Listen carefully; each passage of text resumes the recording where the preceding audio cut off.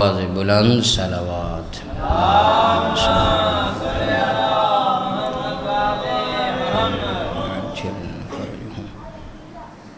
ماشاءاللہ بہت ہی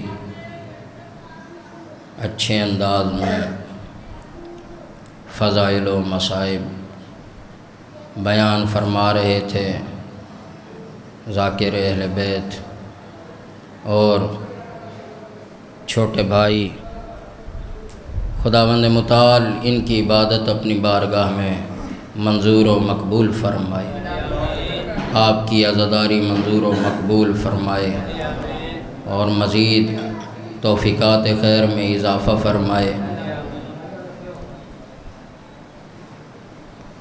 سلامت رہیں۔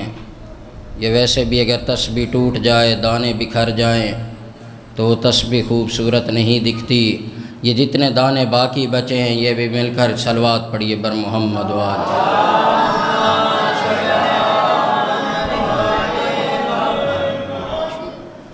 فرجو ہوں نعرہ تکبیر، اللہ نعرہ تکبیر، نعرہ رسالت، نعرہ رسالت، نعرہ حیدری، نعرہ حیدری۔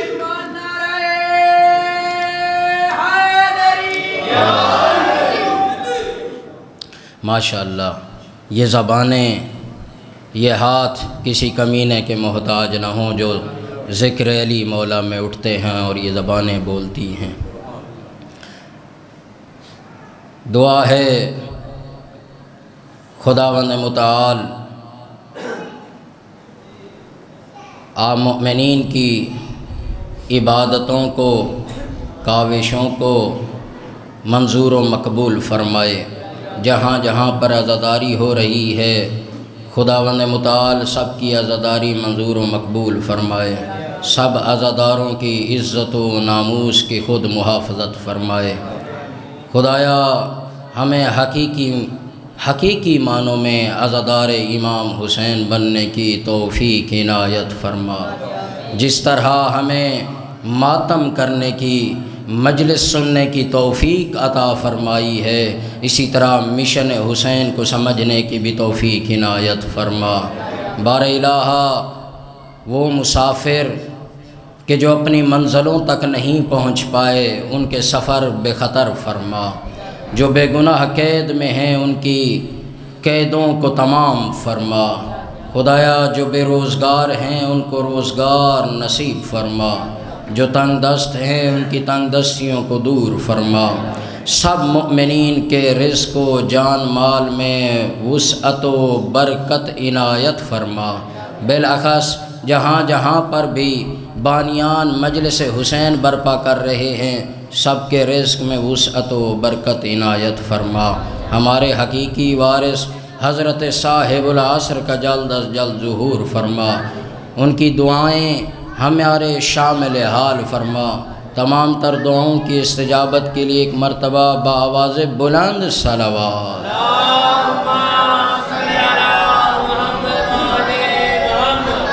عجل فرجهم۔ ماشاءاللہ لا حول ولا قوة الا باللہ العلی العظیم۔ اعوذ باللہ من الشیطان الرجیم۔ بسم اللہ الرحمن الرحیم۔ الحمد للہ الذی نور قلوبنا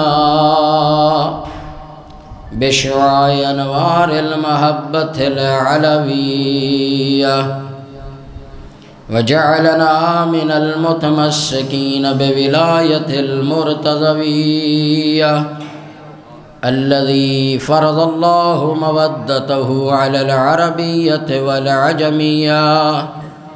الصلاة والسلام على مبلغ الرسالات الإلهية وصلى الله عليه وآله الكرشية واللعن المؤبد على مخالفيهم ومنکری فضائلہم وغاصبی حقوقہم الی یوم القیامہ اما بعد فقد قال اللہ تبارک وتعالی فی القرآن الکریم اعوذ باللہ من الشیطان الرجیم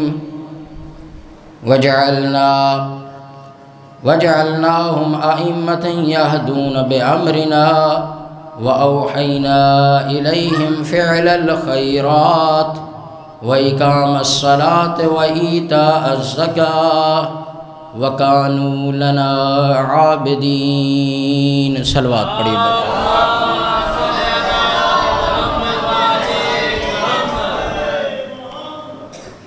تمام حمد و ثنا اس وحدہ لا شریک کریم اللہ کے لیے کہ جس نے انسان کو دنیا پہ بھیجنے سے پہلے اس کے رزق اور اس کی ہدایت کا انتظام فرمایا۔ ایسا کریم اسی کو ہی جچتی ہیں تمام تعریفیں۔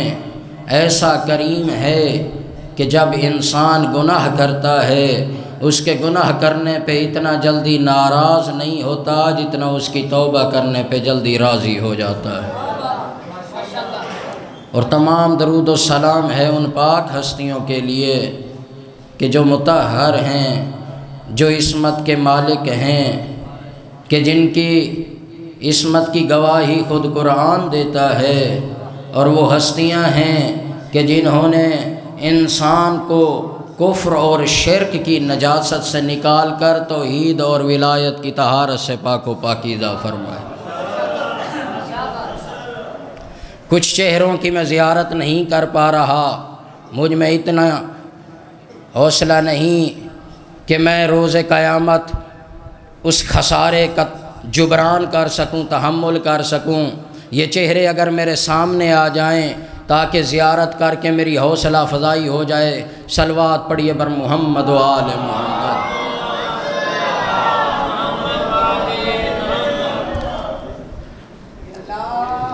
اللہم صل علی محمد۔ اکثر چہرے میں وہ دیکھ رہا ہوں، اکثر چہروں کی جو زیارت ہو رہی ہے یہ وہ چہرے ہیں کہ جو کل کی گفتگو ہم نے کی ہے ان کے اذہان عالیہ میں ہوگی۔ بس کچھ چہرے میرے لیے نئے ہیں،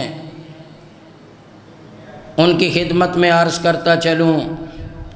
موضوع ہمارا امامت کا ہے،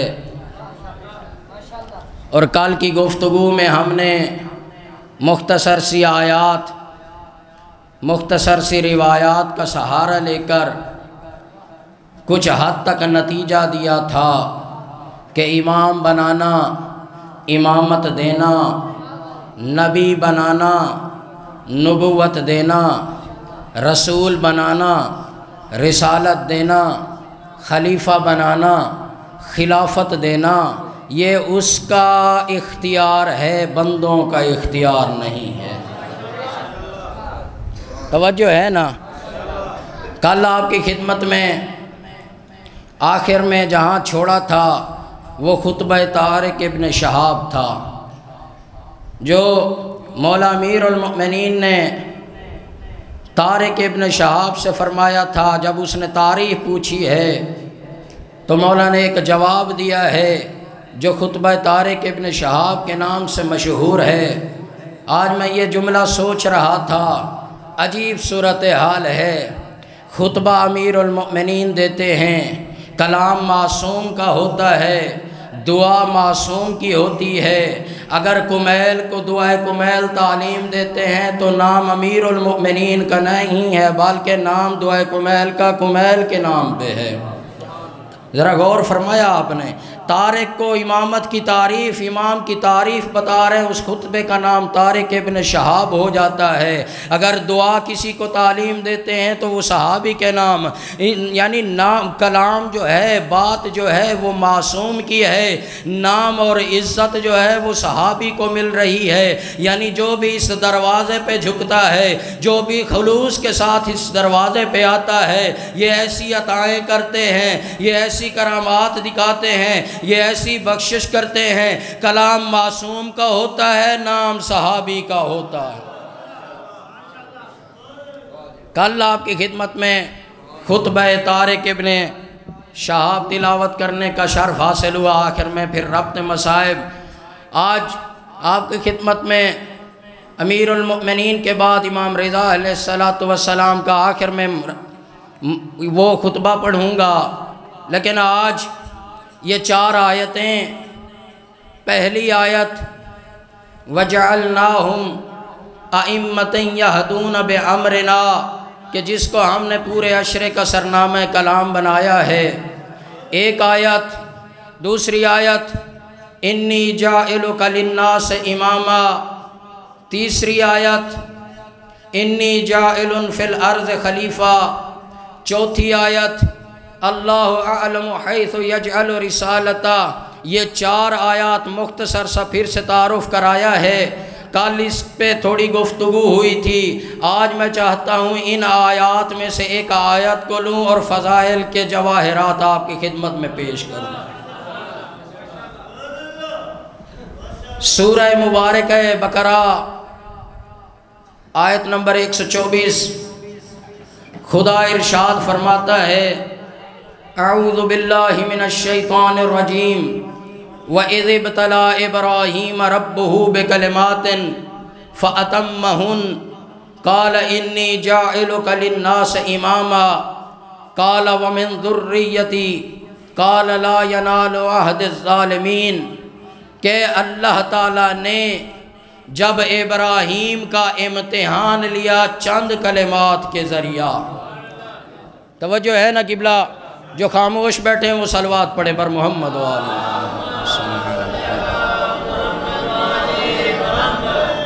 وَإِذِ ابْتَلَىٰ إِبْرَاهِيمَ رَبُّهُ بِكَلِمَاتٍ فَأَتَمَّهُنَّ، اللہ تعالیٰ نے ابراہیم سے امتحان لیا ہے، چند کلمات سامنے رکھے ہیں، حضرت ابراہیم نے ان کلمات کے ذریعے امتحان پاس کیا ہے۔ جب امتحان پاس کیا ہے تو ایک نکتہ سامنے آتا ہے، جب بھی اعتراض ہوتا ہے قرآن سے دکھاؤ، آئیے ہم امتحان قرآن سے دکھا رہے ہیں۔ اللہ تعالیٰ نے امتحان لیا ہے، امتحان حضرت ابراہیم نے دیا ہے۔ جب امتحان میں کامیابی ہوئی ہے، اللہ نے انعام کے طور پہ امامت عطا کی ہے، تو پتہ چلا امتحان لیا جاتا ہے، امتحان دیا جاتا ہے۔ امتحان میں کامیابی حاصل کرنے میں، امتحان میں کامیابی حاصل کرنے پر پھر انعام ملا کرتے ہیں۔ حضرت ابراہیم نے امتحان دیا، اللہ نے امتحان لیا، امتحان میں کامیابی حاصل ہوئی، تب امامت ملی ہے۔ معلوم ہوا امتحان کامیاب کرنے پہ امامت ملتی ہے، جنگوں سے فرار کرنے پہ نہیں۔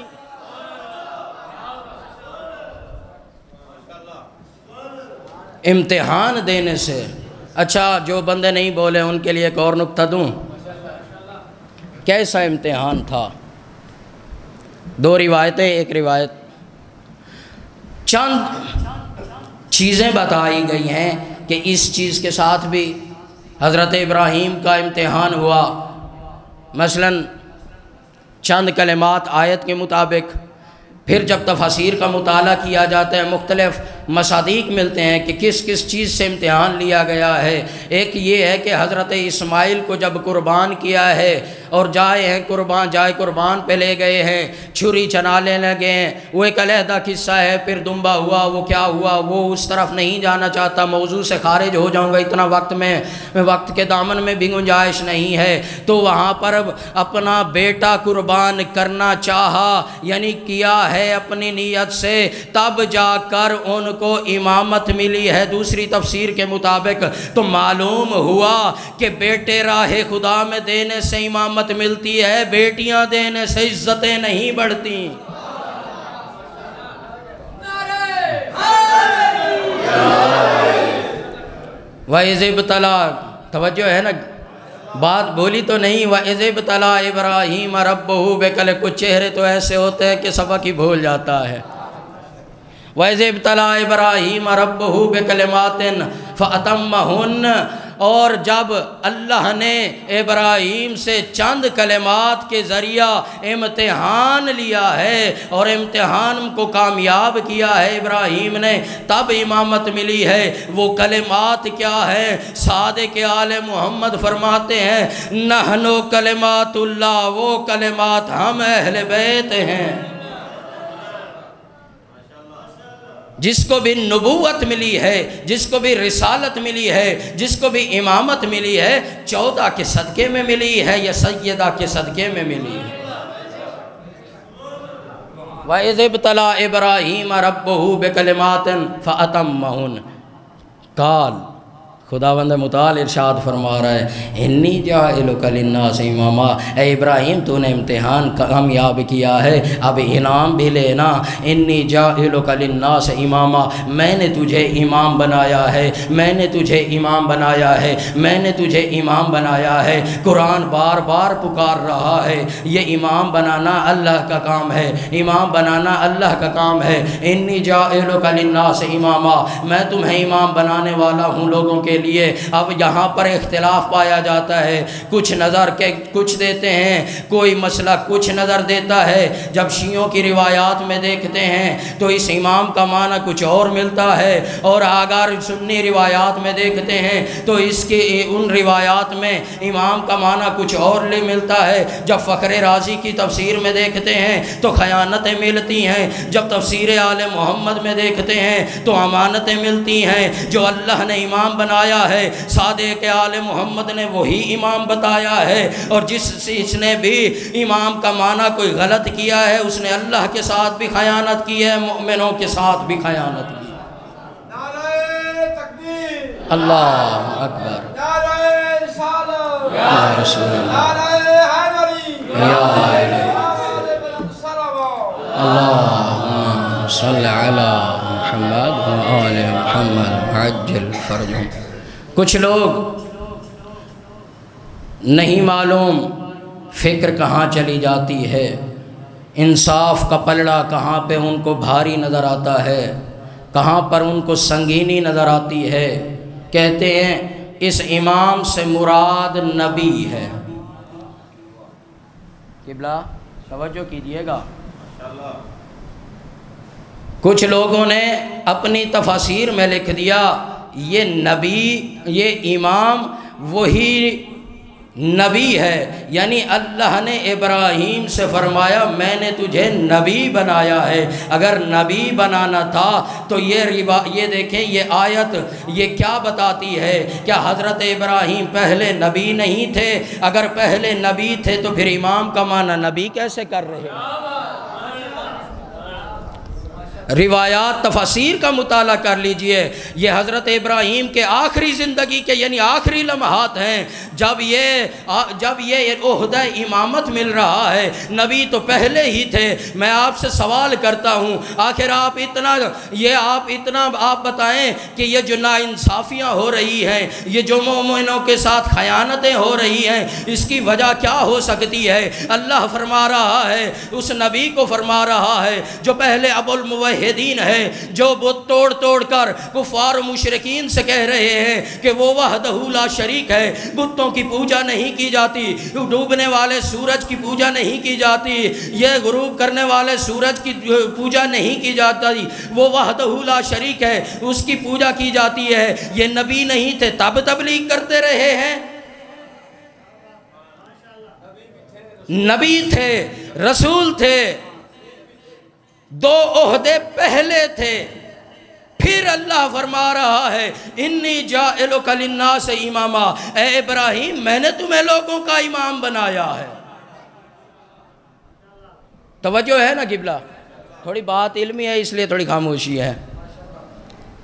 اب ذرا آتے ہیں پھر انی جاعلک للناس اماما قال ومن ذریتی.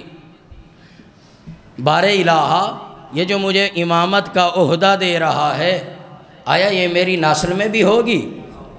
توجہ کیجئے گا. آیا یہ میری نسل میں بھی ہوگی؟ تو آواز قدرت آتی ہے قالا لا ینالو عہد الظالمین، کہ یہ میرا عہدہ، یہ عہدہ امامت عہدی الظالمین، میرا عہدہ الظالمین، ظالمین تک نہیں پہنچے گا۔ تو پتہ چلتا ہے امام کا عادل ہونا ضروری ہے، اور یہ عہدہ کسی اور کا نہیں ہے۔ عہدی عہدی لا ینال عہد الظالمین، یہ عہدہ امامت، یہ میرا عہدہ، یہ ظالمین تک نہیں پہنچے گا۔ پھر اللہ بتا رہا ہے وہ 4 آیتیں، انہی 4 آیتوں میں پھر 2 مرتبہ ذکر، ایک یہ تو انی جائل کا، دوسرا یہ دلیل ہے عہد الظالمین، میرا عہدہ۔ بار بار بندوں کو خدا بتا رہا ہے امام بنانا میرا کام ہے، تمہارا کام نہیں ہے۔ اچھا یہ لفظ استعمال ہوا ہے الظالمین، قالا لا ینال عہد الظالمین، میرا عہدہ ظالمین تک نہیں پہنچے گا۔ یہ کس کا فیصلہ ہے؟ قرآن کا فیصلہ ہے، خدا کا فیصلہ ہے کہ یہ عہدہ امامت ظالمین تک نہیں پہنچے گا۔ اب دیکھیں علامہ طباطبائی نے اپنی تفسیر البیان میں انسان کی 4 کیٹیگریز لکھی ہیں۔ کتنی کیٹیگریز؟ 4 قسم کے لوگ ہیں، یا بلکہ انسان کی 2 ہی حالتیں بیان کی ہیں کہ صلوات پڑھیے بر محمد و آل محمد۔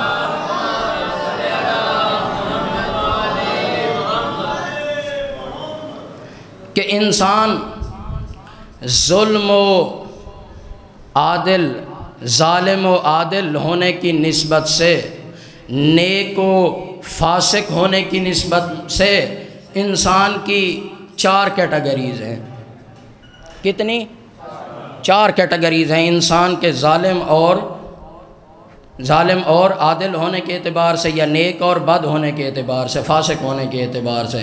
یا تو یہ ہے کہ زندگی کی شروعات میں وہ نیک ہوگا، بعد میں بد ہو جائے گا۔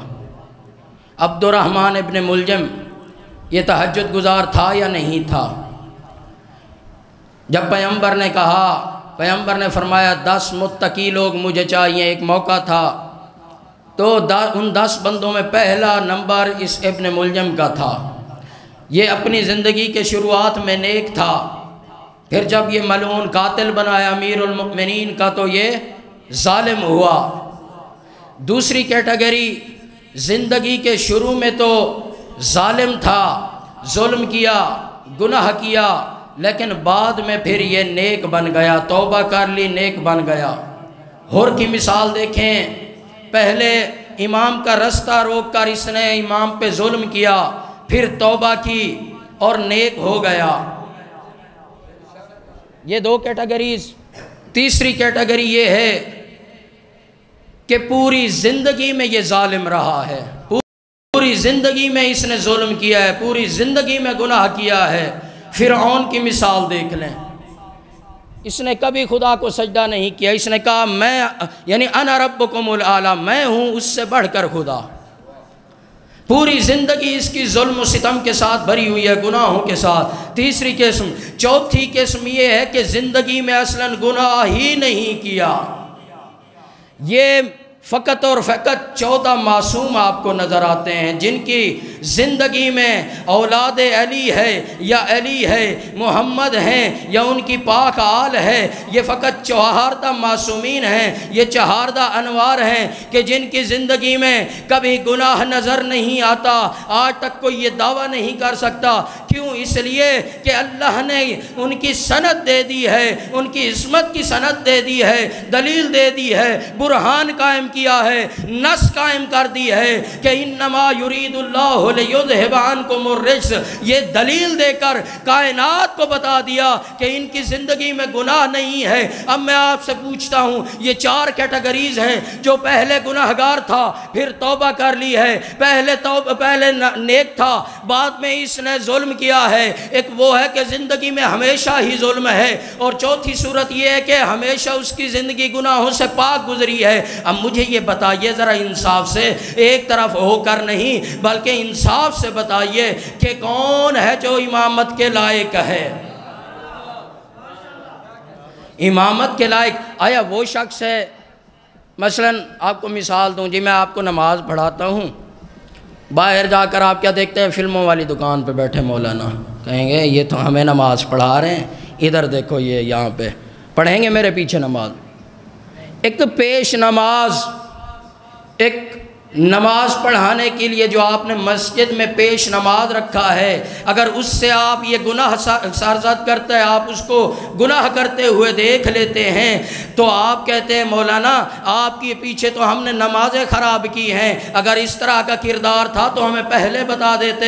یعنی آپ مطمئن نہیں ہیں اس جیسے مولوی کے پیچھے نماز پڑھنے کے لیے، تو پورے کا پورا دین ایسے بندے کے ذمے کیوں لگا رہے ہو جو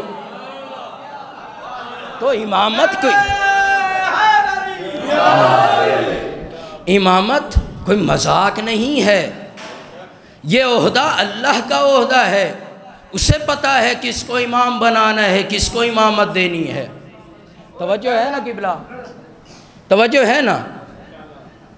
اچھا، انی جاعلک للناس اماما، چلو تھوڑی دیر کے لیے مان لیں کہ یہ نبی ہے، اس کا معنی یہ دلیل میں نے آپ کو دے دی، بس صرف تھوڑی سی توجہ دلانا چاہتا ہوں۔ یہاں پر کہتے ہیں کہ اس امام کا معنی نبی ہے۔ اگر امام کا معنی نبی ہے، چلو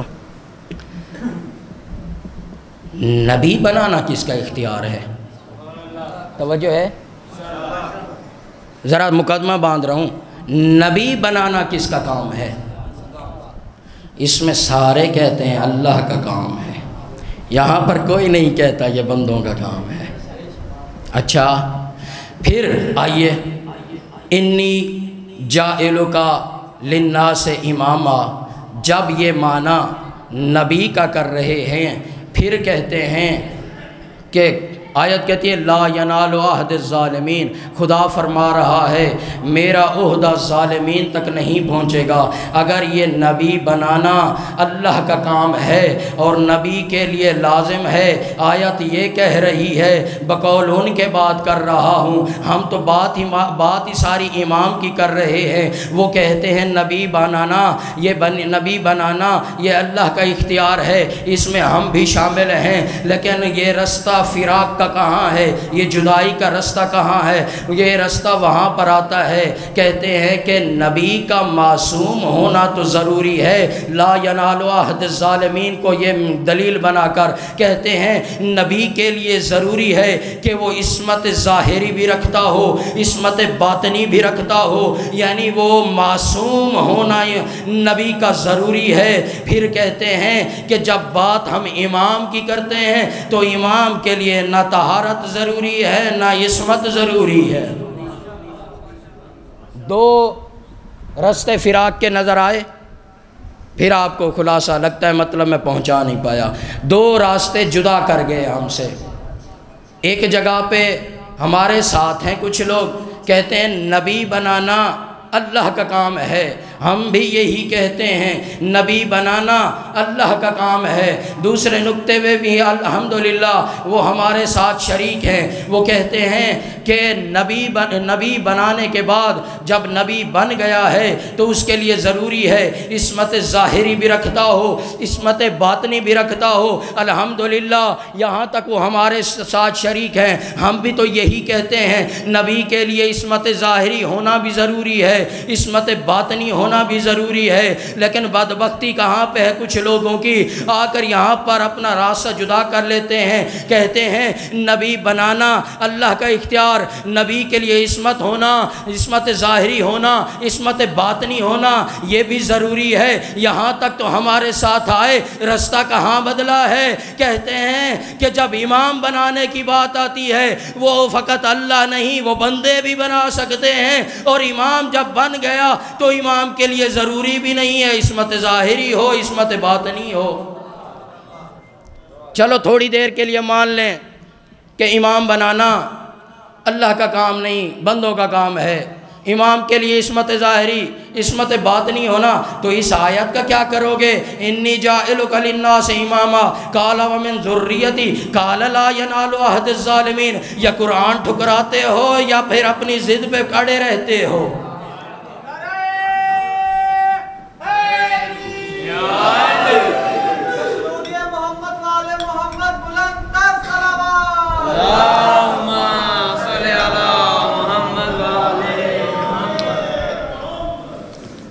امام کے لیے نہ عصمت ظاہری ضروری ہے نہ عصمت باطنی۔ کتنی ناانصافی ہے۔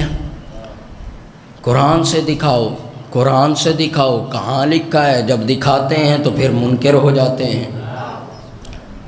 یعنی یہ ضد آج کی نہیں ہے قبلہ، پیغمبر نے بھی ایک ہاتھ کھڑا کر کے بتایا تھا، من کنت مولاہ فہذا علی مولا۔ وہاں پر بھی لوگ منکر نکلے تھے۔ اب کی بات کیا ہے؟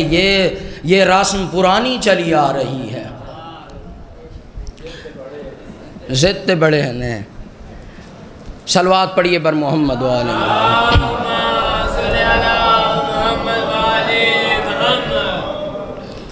میں نے وعدہ کیا تھا کہ آج میں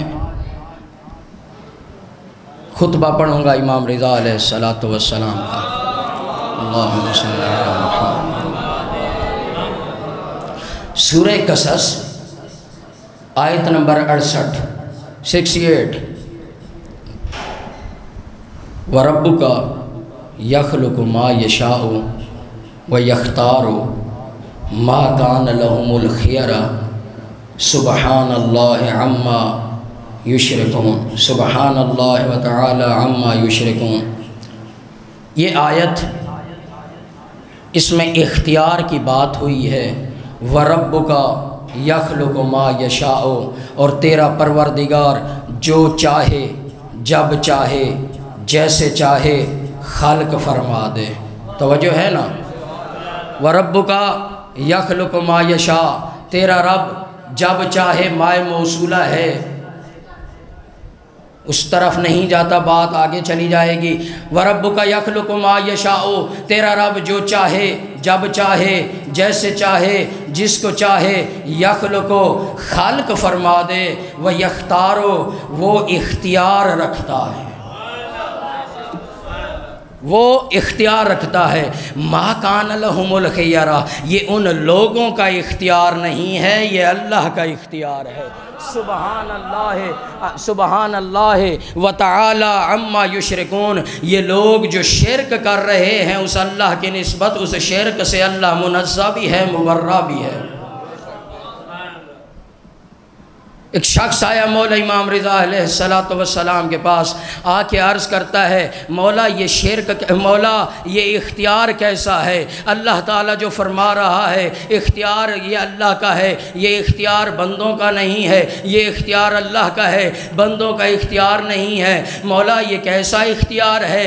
یہ ہمیں بھی تو تھوڑا سا رہنمائی فرمائیے تاکہ ہماری ہدایت کا سامان ہو جائے، تاکہ ہماری عاقبت و آخرت کا سامان ہو جائے۔ مولا یہ کیسا اختیار ہے؟ تو مولا نے ایسا جواب دیا ہے، تو جب میں نے یہ روایت پڑھی میرا دل تھا وہ مخصوص جگہ جو مولا نے جواب دیا ہے وہ آپ کی خدمت میں پڑھتا، لیکن جب میں نے اس پورے خطبے کا مطالعہ کیا ہے تو میرا دل کرتا ہے میں شروع سے مولا کا خطبہ سناؤں۔ صادق مولا امام رضا علیہ السلام فرماتے ہیں کہ الامام، تو نے اختیار کا پوچھا ہے، کیسا اختیار، کس کا اختیار؟ تو سن، بات ہوتی فقط اختیار تک تو وہی بات کرتا، لیکن مولا نے کچھ ایسا انداز اپنایا ہے کہ فقط اس صحابی کے لیے نہیں، قیامت تک آنے والے ہر شیعہ کے دل کو تسکین دینے کے لیے جواب ہے۔ مولا نے فرمایا الامام الامام واحد دہرہ لا یدانیہ احد وکیف یوصف بکلہ او ینعت بکنہہ او یفہم شیء من امرہ او یوجد من یقوم مقامہ ویغنی غناہ وکیف وانا لا آگے مولا فرماتے ہیں وہو بحیث النجم من ید المتناولین ووصف الواصفین فأین الاختیار من هذا وأین العقول عن هذا وأین یوجد مثل هذا اتظنون ان ذلك یوجد فی غیر آل الرسول۔ مولا یعنی صادق مولا امام رضا علیہ السلام ایک طویل خطبہ دیتے ہوئے مولا فرماتے ہیں کہ امام وہ ہوتا ہے جو اپنے دور کا ایک ایسا ہوتا ہے کہ وہ اپنے دور کا واحد ہوتا ہے، اپنے دور کا آحد ہوتا ہے، اپنے دور کا ایک ہوتا ہے۔ میں اس روایت کا سہارا لوں گا جب بھی امیر المؤمنین سے پوچھا گیا تھا، مولا سے پوچھا گیا تھا مولا یہ قل هو اللہ احد کی تفسیر کیا ہے؟ قل هو اللہ احد کا معنی کیا ہے؟ یہ یہاں پر لفظ احد جو استعمال ہوا ہے، اس احد کا معنی کیا ہے؟ یہ پوچھنے والے نے کیسے پوچھا مجھے نہیں معلوم، لیکن میں نے قرآن کا مطالعہ کیا، جہاں پر لفظ واحد تھا اللہ کے لیے، جہاں پر لفظ واحد تھا وہاں پر لفظ احد استعمال نہیں ہوا، اور جہاں پر لفظ احد استعمال ہوا ہے قرآن میں وہاں پر لفظ واحد استعمال نہیں ہوا۔ مثال دیتا چلوں، ایک مثال یہ ہے، آیت ہے الہ واحد ونحن لہ مسلمین، یہاں پر لفظ واحد استعمال ہوا ہے اس ذات کے لیے۔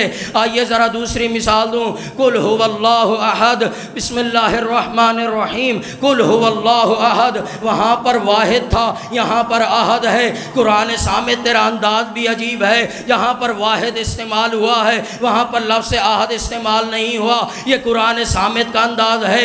آئیے ذرا قرآن ناطق کا انداز دیکھیے، قرآن ناطق کیا کہتا ہے؟ مولا امام رضا فرماتے ہیں الامام واحد دہرہ لا ینادیہ احد۔ امام زمان مولا امام رضا علیہ السلام فرما رہے ہیں امام اپنے زمانے کا ایسا ایک ہے جس کا دوسرا نہیں ہے۔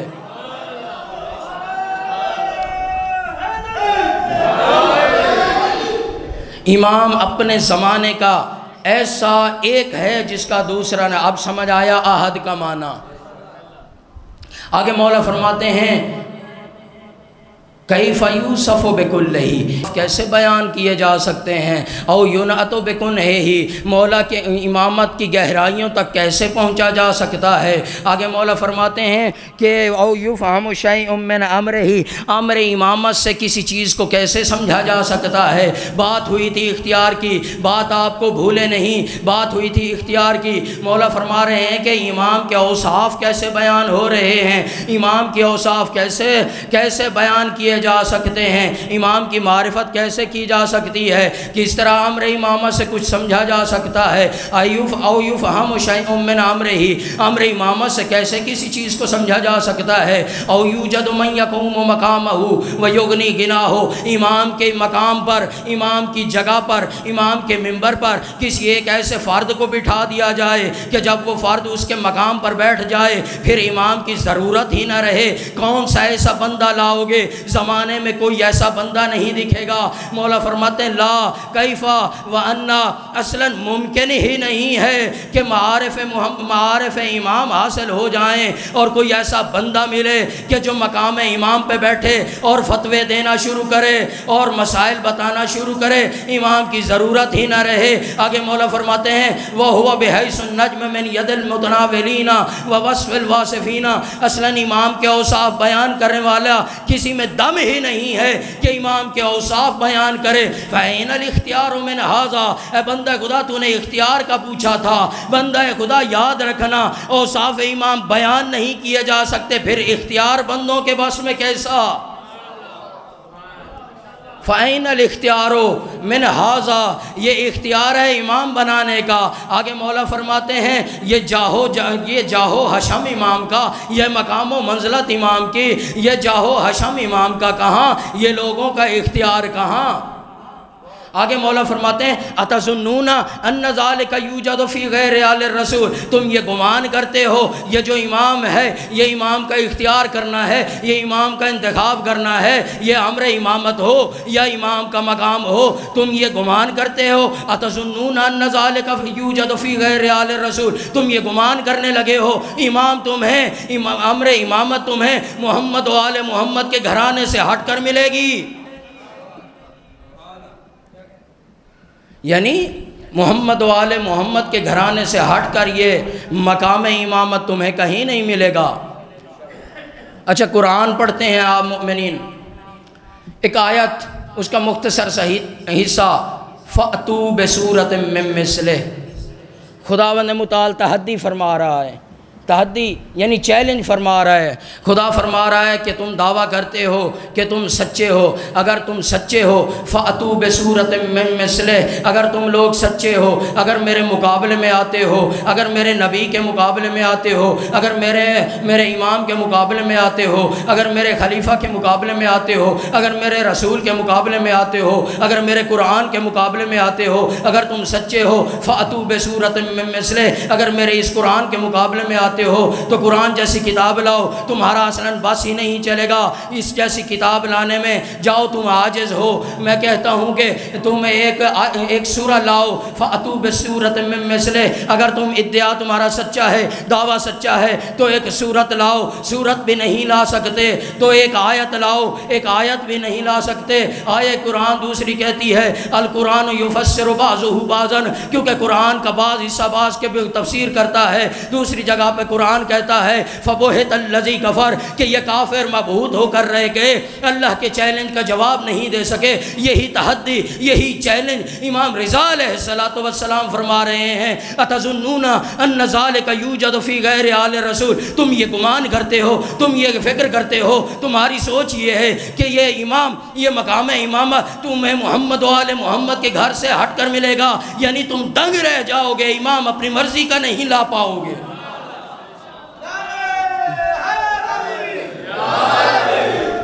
اپنی مرضی کا فَأَيْنَ الاختیار ہو،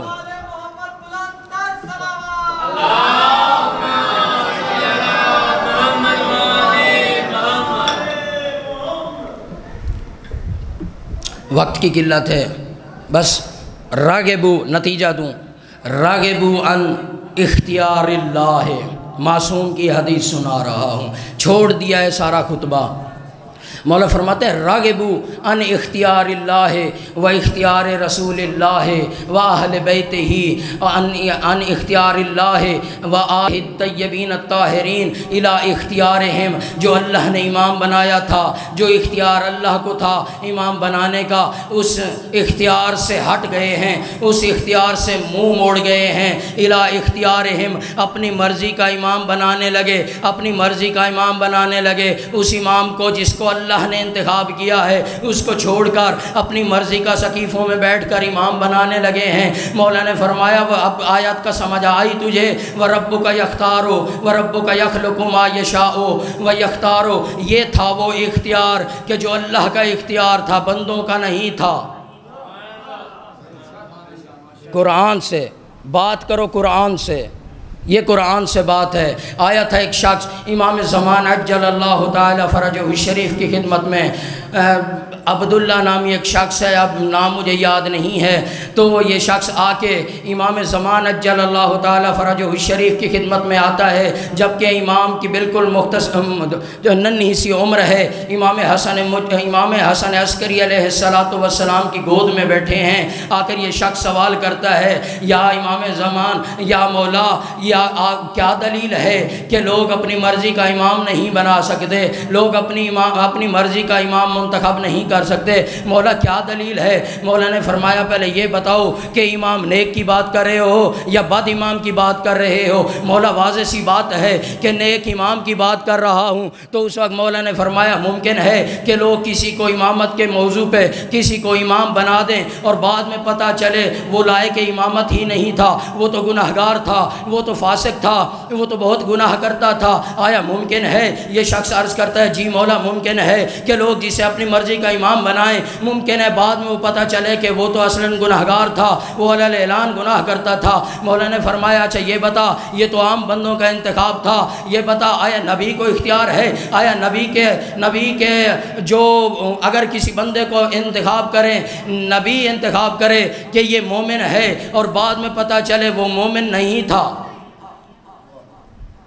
کہتے ہیں مولا کس طرح ممکن ہے ایک نبی ہو، علم نبوت رکھتا ہو، جس پر وحی آتی ہو، جو صاحب کتاب ہو، مولا ممکن نہیں ہے۔ تو مولا امام زمان نے فرمایا اچھا یہ بتاؤ حضرت موسیٰ جو صاحب علم ہیں، جو صاحب کتاب ہیں، جس پہ وحی آتی ہے، اصلا کل علم رکھتے ہیں، کل عقل و شعور رکھتے ہیں، آیا ممکن ہے کہ موسیٰ کسی کو نیک سمجھ کر انتخاب کرے، بعد میں پتہ چلے کہ وہ تو برا شخص تھا؟ مولا کیسے ہو سکتا ہے، وہ تو علم نبوت رکھتے ہیں۔ مولا نے فرمایا یہ آیت پڑھی ہے تو نے، وَاخْتَارَ مُوسَىٰ قَوْمَهُ 70 رَجُلًا لِمِيقَاتِنَا، جب اللہ نے فرمایا میرے میقات کو آنا ہے تو 70 بندوں کو، 70 نیک لوگوں کو میرے میقات کے لیے لاؤ۔ حضرت موسیٰ علیہ السلام نے 70 بندوں کا انتخاب کیا جو نیک تھے، جا رہے تھے موسیٰ کوہ طور پر، اور ان 70 بندوں کی وجہ سے عذاب آیا۔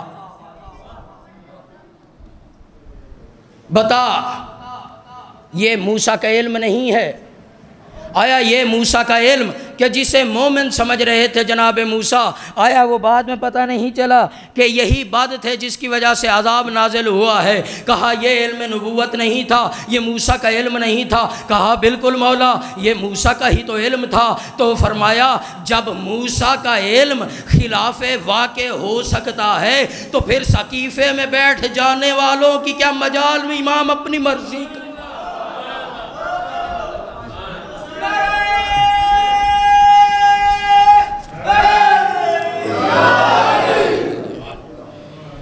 ہاں جتنے فضائل اتنی مصیبتیں زیادہ ہیں۔ 3 محرم الحرام،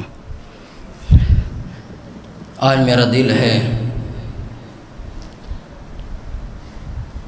اس کا مسائل پڑھوں جو کربلا کے لیے مقدمہ بنا ہے۔ ایک کربلا کا غریب ہے، ایک کوفے کا غریب ہے۔ عزیزارو روایت کے جملے 20,000 سے لے کر 30,000 تک کے لوگوں کی تعداد تھی جنہوں نے مولا حسین کو خط لکھے تھے۔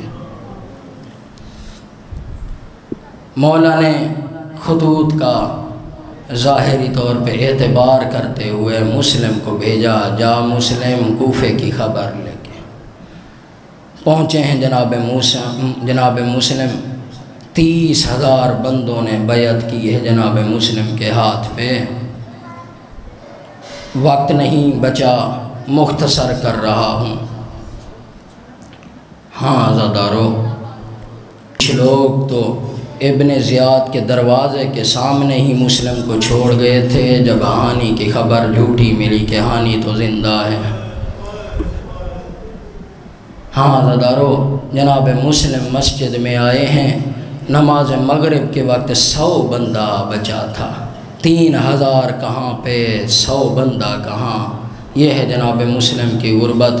ہاں عزادارو مغرب تمام کی ہے، تعقیبات میں مصروف ہوئے ہیں، وہ 100 بندے کہاں گئے؟ 15 بچے ہیں۔ حالت کیا ہے؟ مسلم دائیں دیکھتے ہیں، بائیں دیکھتے ہیں، کوئی بھی مسلم کو یہ راستہ کوفے کی گلیوں میں بتانے والا کوئی نہیں ہے۔ کبھی اس گلی میں جاتے ہیں، کبھی اس گلی میں جاتے ہیں۔ ہاں عزادارو مسلم غریب ہے کوفے کا، کوئی راستہ بتانے کے لیے نہیں ہے، گھوڑے پہ سوار ہیں، کبھی اس گلی جاتے ہیں، کبھی اس گلی جاتے ہیں۔ مولا مسلم مجھے معاف کیے گا، مولا اگر یہ میرا جملہ آپ کو ناگوار گزرے، مولا مجھے معاف کیے گا۔ آپ گھوڑے پہ سوار ہیں، کبھی اس گلی جاتے ہیں، کبھی اس گلی جاتے ہیں۔ ایک دور آئے گا جب آپ کے دولال کو کوفے کی گلیوں میں آئیں گے وہ گھوڑے پہ نہیں ہوں گے، ارے ننھی ننھی سی عمر ہوگی، اے مسلم اس وقت گلیوں میں راستہ بتانے والا کوئی نہیں ہوگا۔ ہاں زدارو گھوڑے سے اتر آئے ہیں، تھک گئے ہیں، جب راستہ نہ ملا نا جناب مسلم کو اس وقت حالت کیا ہے، ایک دروازے پہ بیٹھ گئے ہیں مسلم، ایک دروازے پہ بیٹھے ہیں، یہی سوچ رہے ہیں ارے یہاں پر کوفے والوں نے میرے ساتھ دھوکہ کیا ہے، حسین ادھر نہ آنا، ارے مولا آپ کے ساتھ تو بہنیں ہیں، یہی سوچ رہے تھے کہ دروازہ کھلا ہے، ایک عورت توہ نامی مومنہ ہے، اپنے بیٹے کا انتظار کر رہی ہے، حالات چونکہ کوفے کے خراب ہو چکے تھے، بیٹے کی انتظار میں کھڑی ہے، اور آ کے دروازہ کھولا، دیکھا دروازے پہ ایک مرد بیٹھا ہے، فرمایا کہ مرد کون ہے تو؟ نہیں بتایا مسلم نے کون ہوں۔ جناب مسلم کہتے ہیں کہ میرے لیے پانی مل سکتا ہے؟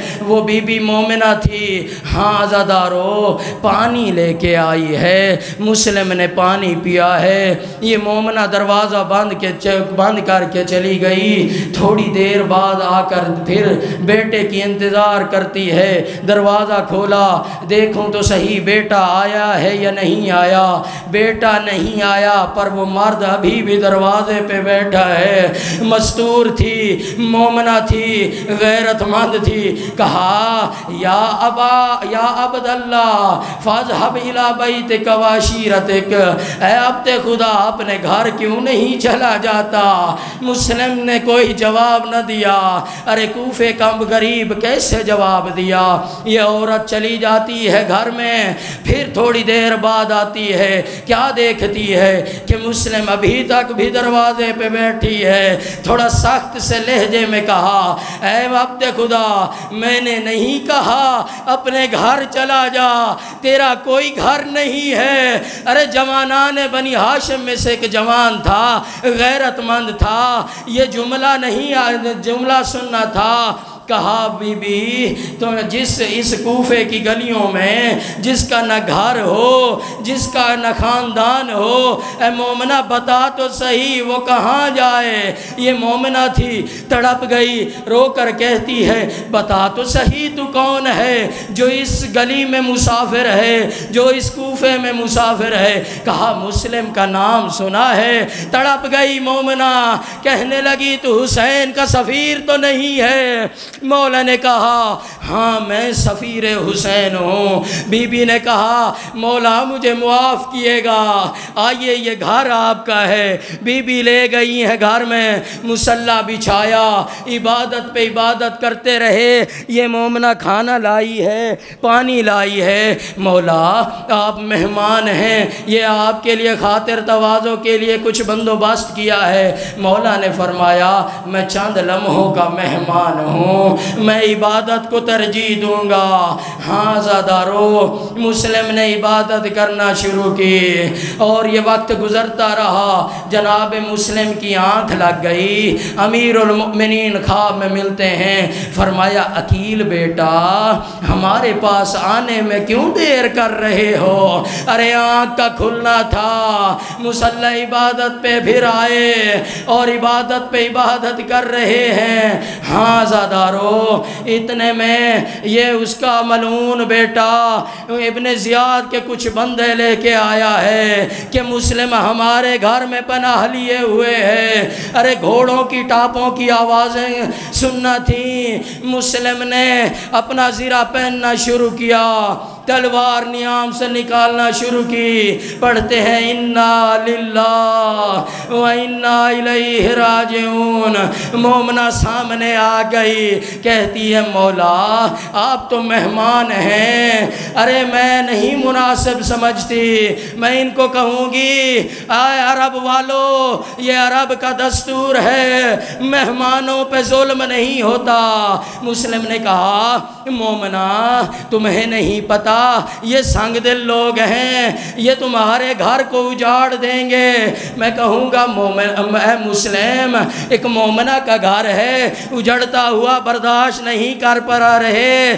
ذرا آ کر ماضی میں دیکھیے تو صحیح، مدینے میں فاطمہ کا گھر تھا، ارے مسلمان جلاتے رہے۔ اجرکم عند اللہ، اجرکم عند اللہ۔ جب گھوڑوں کی ٹاپیں سنی، مولا نے تیاری کی، اب کیسے حملہ کرنا شروع کیا۔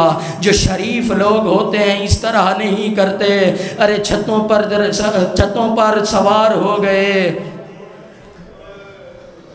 ایک منصوبے کے ساتھ مسلم کو پکڑنے آئے ہیں۔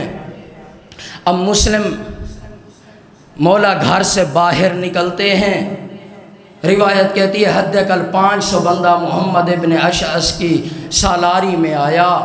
اب مسلم کے ساتھ جنگ کر رہے ہیں، کبھی اس طرف سے کوئی ملعون آتا ہے، کبھی اس طرف سے کوئی ملعون آتا ہے، مولا فنار کرتے جا رہے ہیں، اس کا لشکر کم پڑنے لگتا ہے۔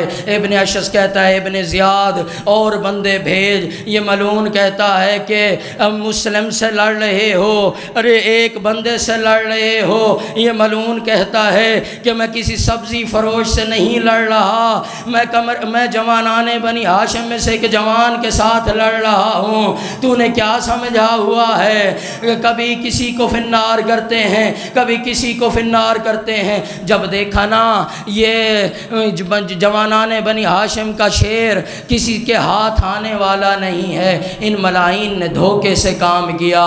چھتوں پہ سوار تو پہلے ہی تھے، ارے پتھر مارنا شروع کیے ہیں، آگ برسانا شروع کی ہے۔ ایک پتھر جناب مسلم کے ہونٹ پہ لگا، ارے ہونٹ شہید ہوا، دانت شہید ہوئے۔ مسلم نے ایک جملہ کہا کہ اے لوگو، میں کوئی کافر تھوڑی ہوں، مجھے پتھر مار رہے ہو؟ آیا عرب کا یہ دستور نہیں ہے کفار کو پتھر مارے جاتے ہیں؟ ارے میں تو فرزند رسول کے خاندان سے ہوں، مجھے پتھر کیوں مارتے ہو؟ المختصر دھوکے سے گڑھا کھودا گیا، اس گڑھے میں گرایا گیا، مسلم کو گرفتار کیا گیا، دربار میں لے آئے ہیں ملائین۔ ایک ملعون خوش آمدی کہتا ہے سلم علی الامیر، امیر کو سلام کر۔ مولا مسلم فرماتے ہیں مالی الامیر سوى الحسین، ارے میرا امیر سوائے حسین کے کوئی نہیں ہے۔ ہاں زادارو، پانی مانگا ہے مسلم نے، پیاس کا غلبہ تھا، ایک اکیلا مسلم لڑنے والا، اب پیاس کا غلبہ ہے، پیاس کا غلبہ ہے، پانی پینے لگتے ہیں، خون ٹپکتا ہوا پانی میں جا گرا۔ کہنے لگے مسلم کیسے ہو سکتا ہے تیرا مولا کربلا میں پیاسا شہید ہو اور تو بھی پانی پی لے؟ ہاں اجرکم عند اللہ۔ فقط آخری مصائب اور اس کے بعد آپ کی زحمت تمام کروں، عبادت مکمل ہو جائے۔ تو جناب مسلم کا سر بالکل سامنے تھا، چہرہ اقدس اپنا بالکل سامنے رکھا ہوا ہے۔ کسی نے کہا اپنے چہرے کو نیچے کر، مولا نے فرمایا یہ چہرہ حسین کے سامنے جھکے گا، کسی ملعون کے سامنے جھکنے والا نہیں ہے۔ ایک وقت آتا ہے، یہی دربار ہے، اب مسلم نہیں ہے، حسین کا بیٹا سجاد ہے۔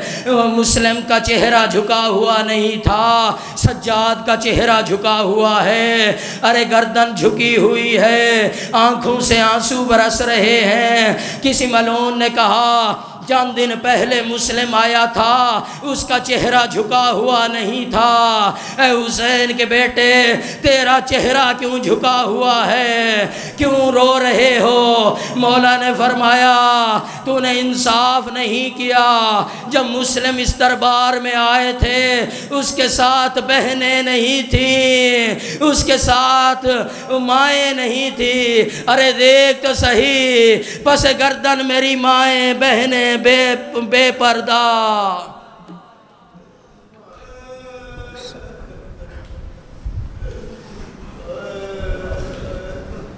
سيعلم الذين ظلموا أي منقلب ينقلبون ألا لعنة الله على الكافرين۔ بار الہ واسطہ تجھے محمد و آل محمد کی مصیبتوں کا، جملہ مؤمنین و مؤمنات جہاں بھی بستے ہیں سب کو آباد و شاد فرما، جہاں جہاں بھی عزاداری مظلوم کربلا یہ مؤمنین برپا کر رہے ہیں سب کی حفاظت فرما۔